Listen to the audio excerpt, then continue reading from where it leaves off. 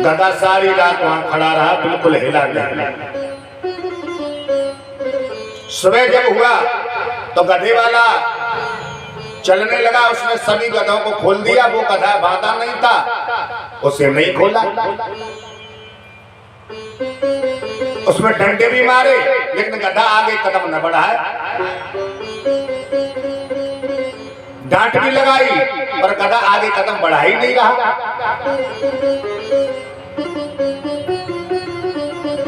भागता भागता बाबा जी के पास आया गधे वाला और कहने लगा, बाबा जी तुमने मेरे गधे पे क्या जादू टोना कर दिया है? मेरा गधा आगे कदम नहीं बढ़ा रहा है।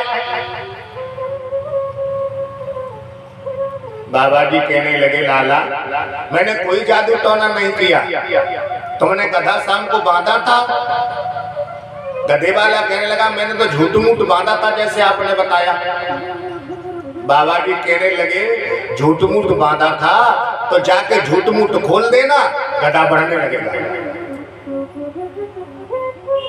अब गधे वाला फिर लौट के आया, उसने वैसे ही पैर में झूठ मूठ हाथ लगाए, गधा बढ़ने लगा। सो ध्यान रखना, हम आप बंधे नहीं है, हम आप झूठ मूठ बंधे हुए हैं। गोस्वामी तुलसीदास ने बहुत सुंदर रामायण में लिखा है, परिचित महाराज, हम आप कहां बंधे हैं? भगवान के और हमारे बीच में कहां दूरी बनी हुई है? केवल झूठ मूठ की दूरी है। अमन भाई, जड़ चेतन ने ग्रंथ पर गई, यद्यपि में साछू ते कठिनाई। जड़ चेतन ने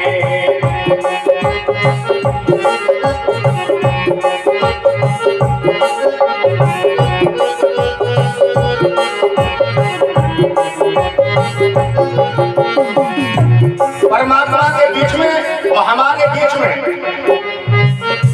एक गांठ बनी हुई है, गांठ। यद्यपि मृषा, वो गांठ झूठी है नहीं, लेकिन हमें मालूम पड़ती है कि गांठ है। मृषा माने झूठी। जड़ चेतन में ग्रंथ पर गई, ग्रंथ पर गई, यद्यपि साछू ते कठिनाई।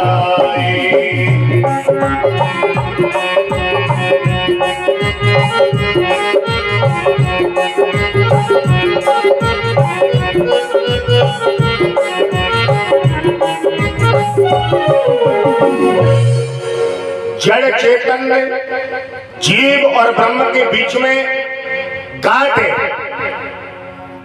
मालूम पड़ती है लेकिन है नहीं।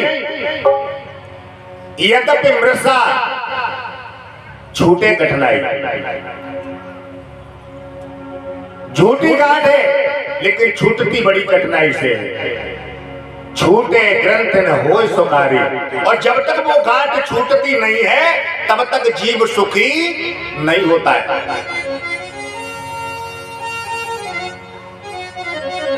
अब ये गांठ कैसे छूटेगी परिचित महाराज? जब हमें कोई सतगुरु मिलेगा, हम सतगुरु की संगत करेंगे, किसी सच्चे संत की संगत करेंगे, तब ये गांठ छूटेगी।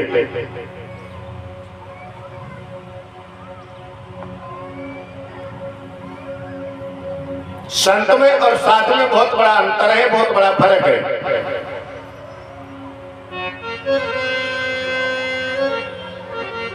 साधु ऐसा चाहिए जैसा सूप स्वभाव, सार सार को कहले थोता देवड़ा। साधु तो वो होता है जो अपनी इंद्रियों के वेगों को साधता है, और संत बहुत ऊंची चीज है परिचित महाराज।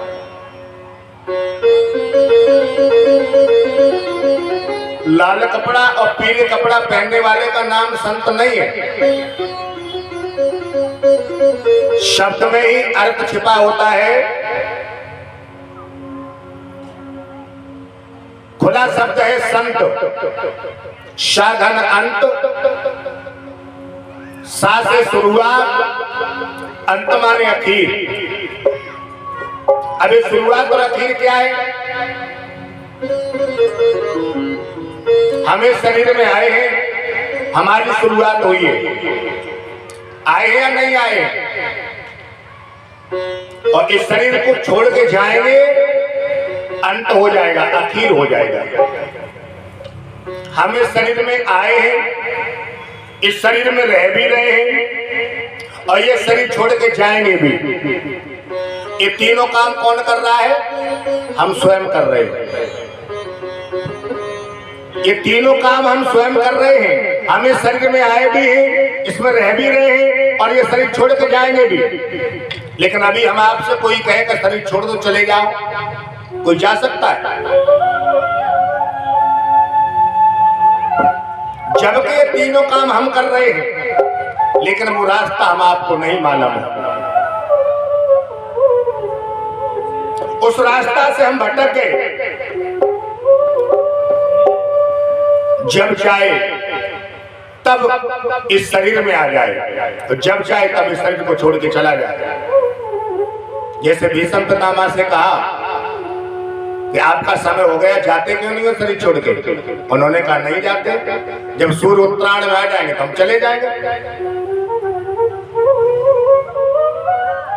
जब चाहे तब इस शरीर को छोड़ के चला जाए, जब चाहे तब इस शरीर में आ जाए। सही मायने में वही संत होता है, जो इस प्रक्रिया को जानता है, वही संत है, जो शुरुआत और अंत को जानता है।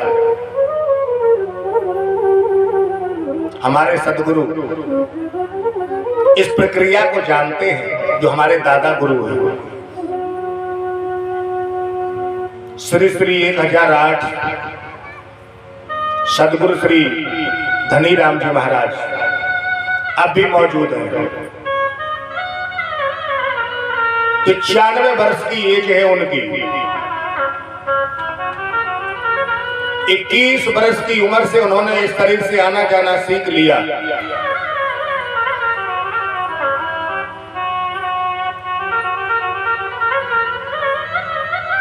मेरे भगवत प्रेमियों, एक बार सदगुरु की 24 दिन की अखंड समाध लगी।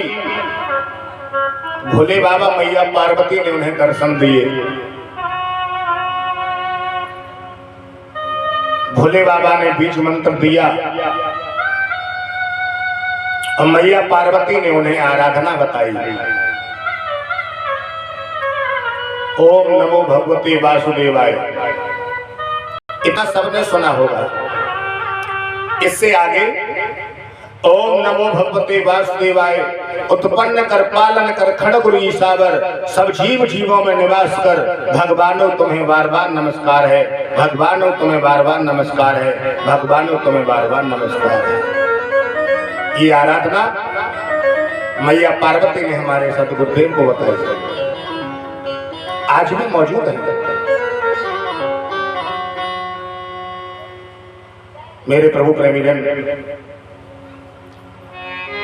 उन्हीं का कृपा प्रसाद है जो आपके सामने में परोस रहा हूं। मेरी क्या औकात है?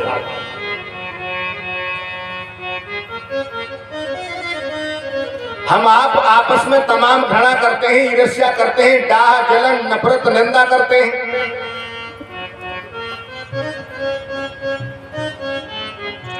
मगर परमपिता परमात्मा हर जीव के अंदर है।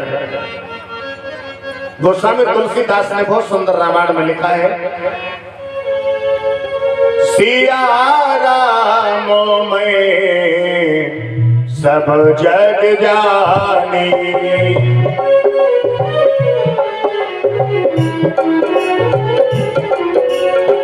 सिया राम में सब जग जानी,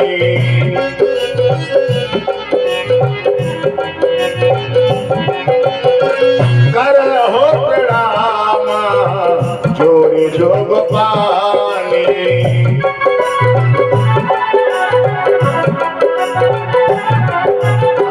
कर हो प्रणाम जोरी जोग पानी।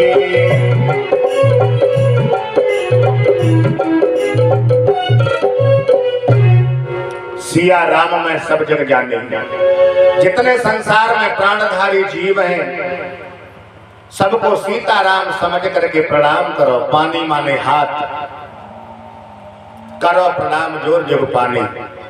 पानी माने हाथ। जितने संसार में प्राणधारी जीव दिखाई दे रहे हैं सबके अंदर मेरा गोविंद रमा हुआ है, सबके अंदर मेरा ठाकुर विराजमान है।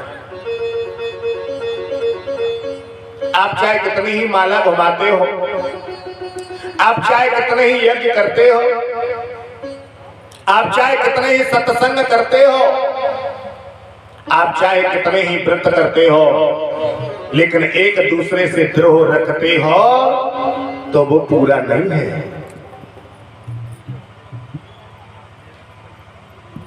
सत्संग का खुला शब्द है सत्संग। हम सत्संग को मान लेते हैं, 10, 20, 50 लोग इकट्ठे होकर चर्चा कर ली तो सत्संग मान लिया। क्या सत्संग? लेकिन सच्चा सत्संग क्या है?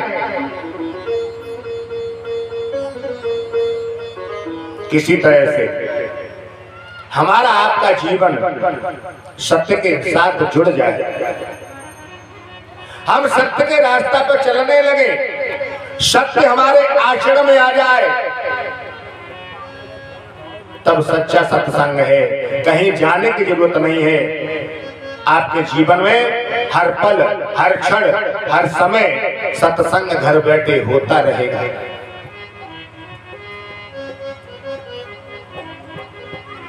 मेरे भगवत प्रेमियों,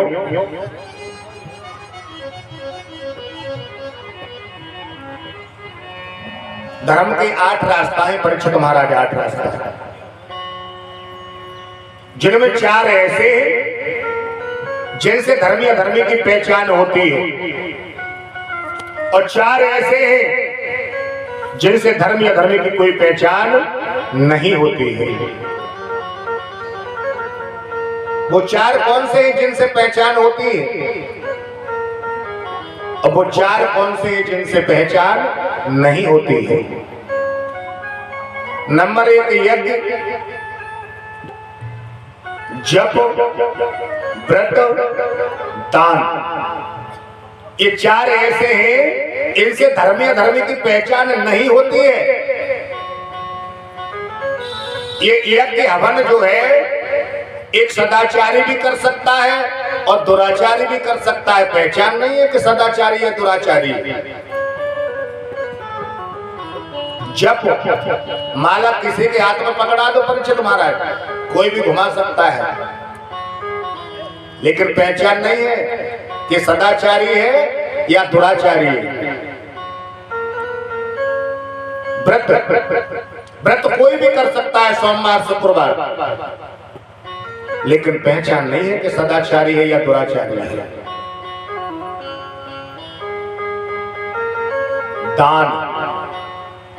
दान कोई कर सकता है।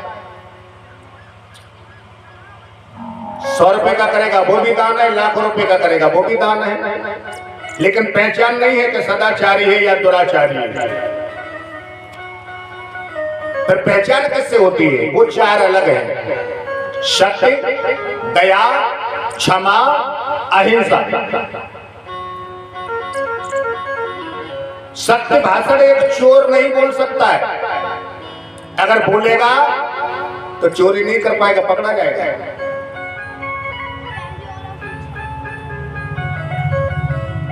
और सत्य जिसके अंदर होता है उसके अंदर न्याय ऑटोमेटिक आ जाता है। जिसके आचरण में सत्य होता है वो हमेशा न्याय की बात करता है, चाहे गर्दन क्यों ना कट जाए।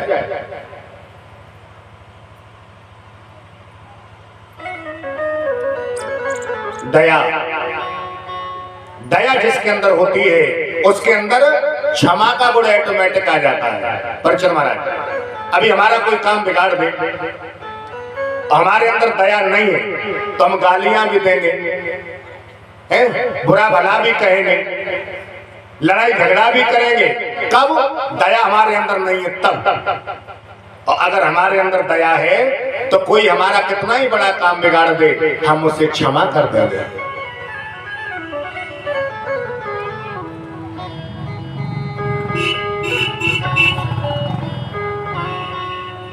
हम उसे क्षमा कर देंगे। मेरे भगवत प्रेमियों,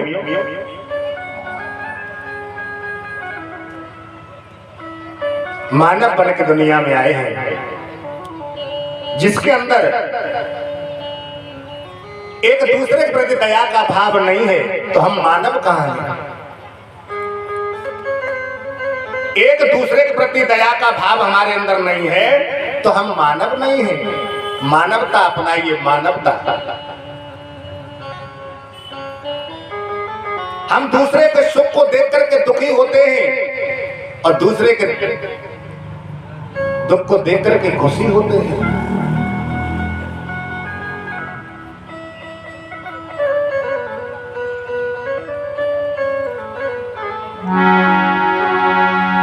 सदा खुश रहोगे अमन भाई।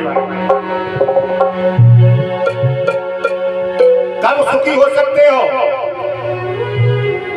जब दुखी को देख करके खुद दुखी हो जाओ तब।